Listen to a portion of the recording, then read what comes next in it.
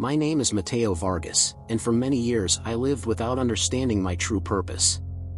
I grew up in Managua, Nicaragua, a country rich in religious traditions but also deeply influenced by ancient spiritual practices.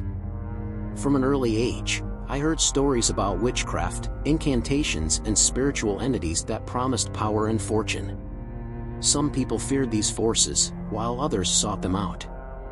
I, however, completely ignored them. For me, God was a distant concept. If he existed, he didn't seem to care about the world. I didn't see miracles, I didn't feel his presence, and I believed that everyone should lead their own lives without expecting divine help. Until an unexpected encounter changed everything. That encounter was with Ethan Wallace, a missionary who had come from New Zealand to preach the gospel in Nicaragua. His words weren't just empty religious speeches, there was something in them that burned like fire. As he spoke about Jesus Christ, I felt something powerful and unprecedented inside me. My wife, Camila, was next to me, and I could see that her eyes were watering. She was also feeling something strong. At that moment, we had no doubts. When Ethan invited us to give our lives to God, we fell to our knees and made the choice that would change our destiny. It wasn't a fleeting emotional moment. Something supernatural happened inside us. It was as if a veil had been torn, allowing us to see what had always been there, but which we had never realized. The emptiness we had been carrying disappeared, giving way to an uncontrollable desire to seek God's presence. Little did we know that this journey would lead us to intense spiritual experiences, completely transforming our view of eternity. From the moment we surrendered our lives to God, nothing was ever the same again. The thirst for his presence grew in us like an unquenchable fire.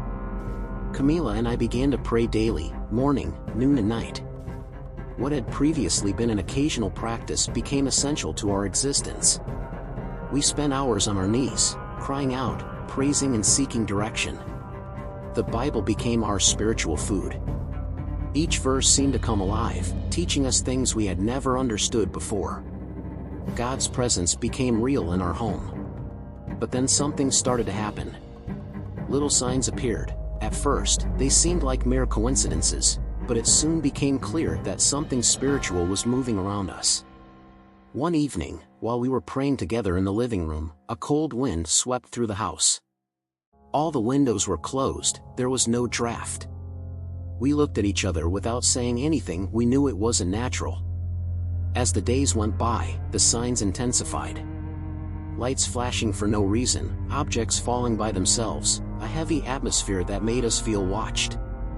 But the worst came when Camila started having disturbing nightmares. She would wake up in the middle of the night screaming, saying she saw shadows around her bed, watching her. Some nights, she described red eyes glowing in the dark, staring at her. I tried to comfort her, insisting they were just bad dreams, but something inside me knew it wasn't that simple. Something was happening, something that transcended the physical world. Then, one night, the inexplicable happened. While we were sleeping, a loud noise came from the living room. I immediately got up and ran to see. The air was freezing.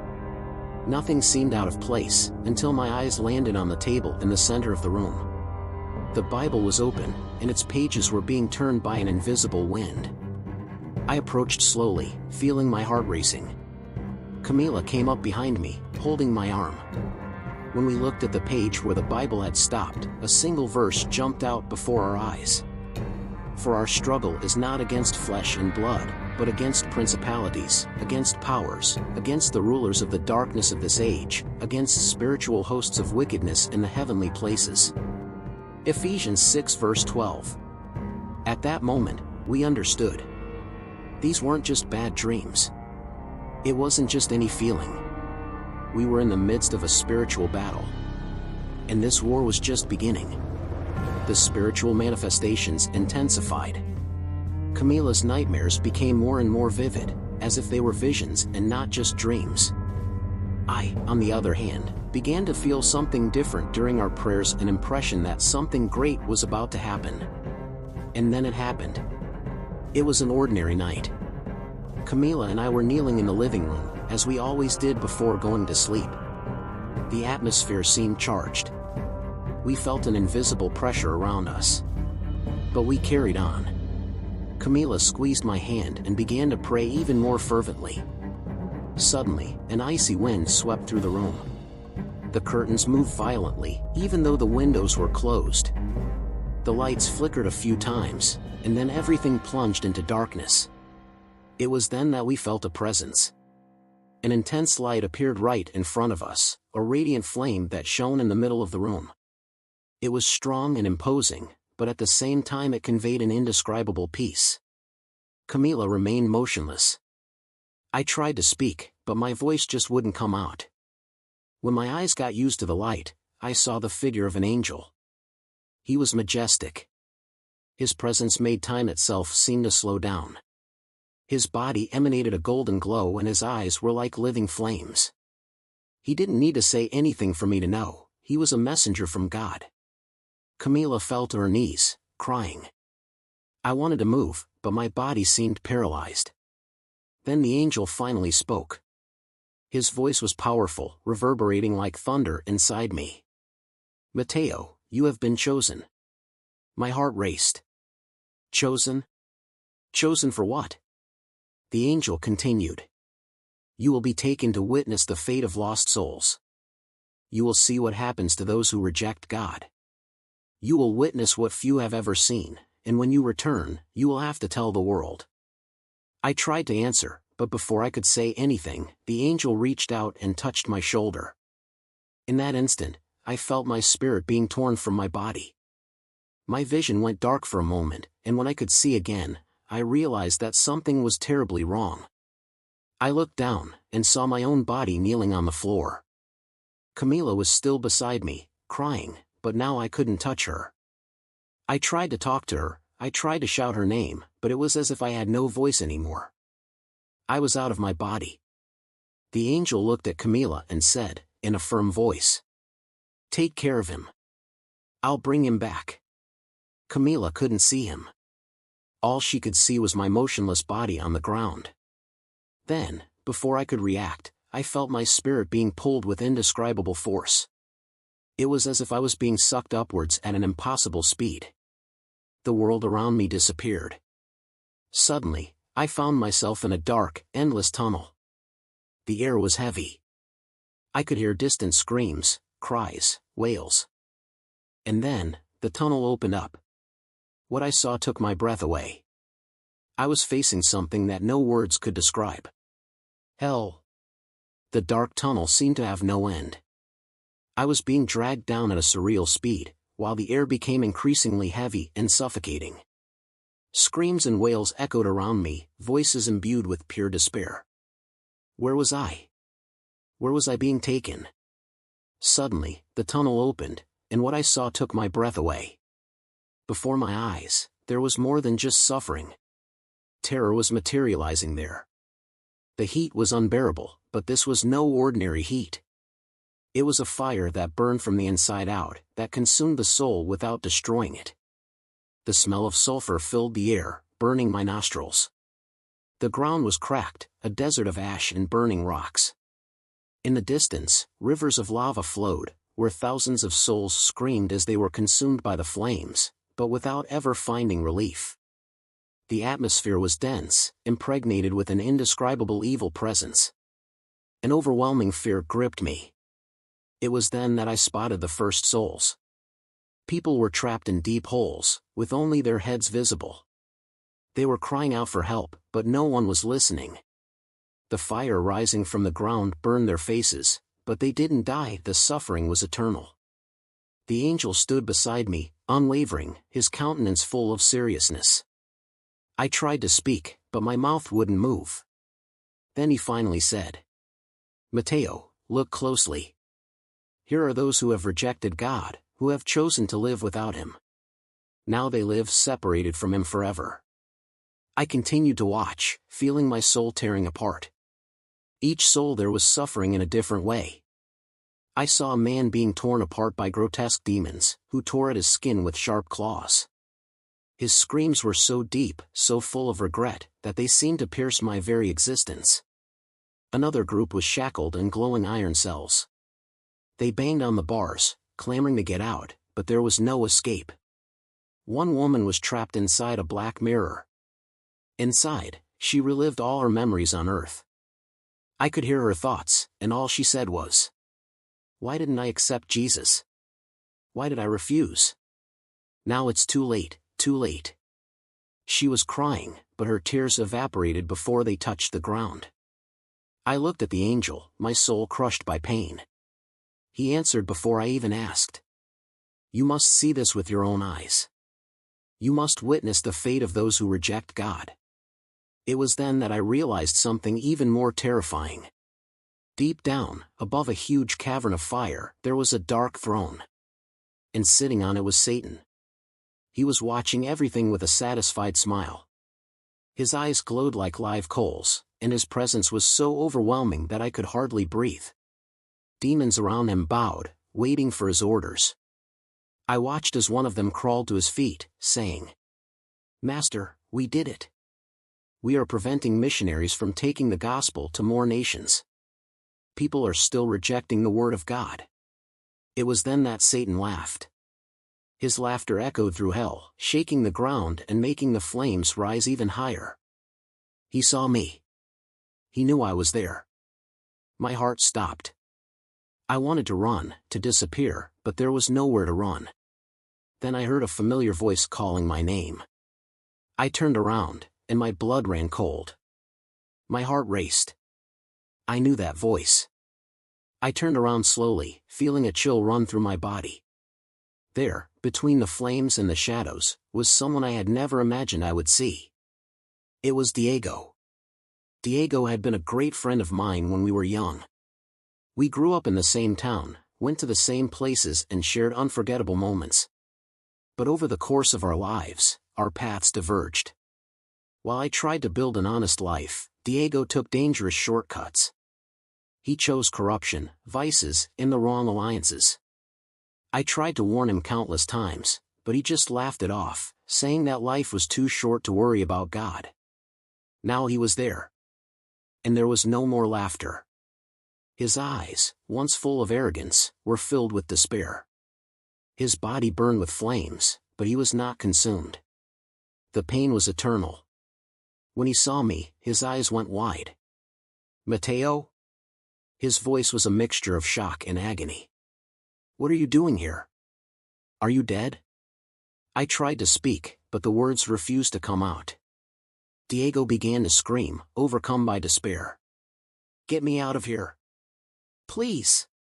Get me out of here." It was the most terrifying sound I've ever heard. It was the cry of someone who understood too late. I looked at the angel, waiting for him to do something. But he remained unshaken. Serene. Firm. Then, out of the shadows, demons appeared. Hideous beings with empty eyes and sharp claws. They laughed, amused by Diego's suffering. They grabbed him and started dragging him backwards. He screamed non-stop. That was the last I saw of him. Then another voice called out to me. I looked over, and my heart almost stopped. It was my uncle, Salvador. He had been a respected and educated man, but he had always rejected faith. He said that religion was an illusion. Now, there he was. In hell. His eyes were full of pain. He looked defeated. "Mateo," he mumbled. "I made a mistake. I thought it was all nonsense. Now I'm here, and I'll never leave." I tried to speak, but the words died in my throat. The angel put his hand on my shoulder and said, "That's why you need to come back. So that more people don't end up here." My tears fell uncontrollably. But then, an even more terrifying presence approached. I knew exactly who it was. Hell plunged into a dense, oppressive silence. The air became heavy, saturated with an evil presence. An invisible weight fell upon me, crushing my soul as if trying to suffocate me.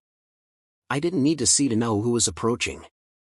The angel's voice rang out beside me. "Don't be afraid. Just watch." My breathing became irregular. My body was paralyzed. Then he appeared. High above a mountain of fire and shadows, a black throne emerged. made of chains and skulls, shrouded in living shadows that twisted like thick smoke. And sitting there was Satan. He wasn't a cartoonish being with horns and red skin. He was something infinitely worse. His skin was as dark as burnt ashes. His eyes, two living flames, without pupils, without a trace of humanity. Its smile was cruel, diabolical, full of scorn. Demons knelt around him, awaiting his orders. I saw one of them crawling to his feet, trembling, and murmuring, "Master, more souls are falling. Men continue to reject God. Our work is succeeding." Satan laughed. A deep, malevolent laugh that reverberated throughout hell, shaking the ground and making the flames rise even higher. Then, he saw me. My heart froze. He knew I was there. "You!" His voice cut through my soul like a sharp blade. My entire body trembled. "You shouldn't be here yet, Mateo." He smiled, crossing his arms. "But since you are, let me show you what we are doing." Hell opened before my eyes. Thousands of souls were falling like rain, screaming as they were dragged by living chains.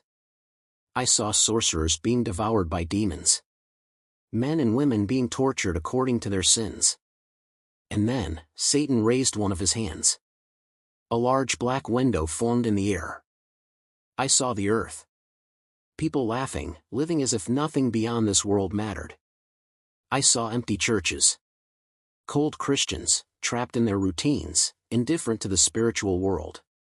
Then, Satan whispered. The greatest trick I ever pulled was convincing the world that I don't exist. He smiled. They don't believe in me. They don't believe in hell. They don't believe in God. They think they are free, that they can live however they want. But when they die, they are mine. He pointed to a group of people on earth. Look at them. They think they have time.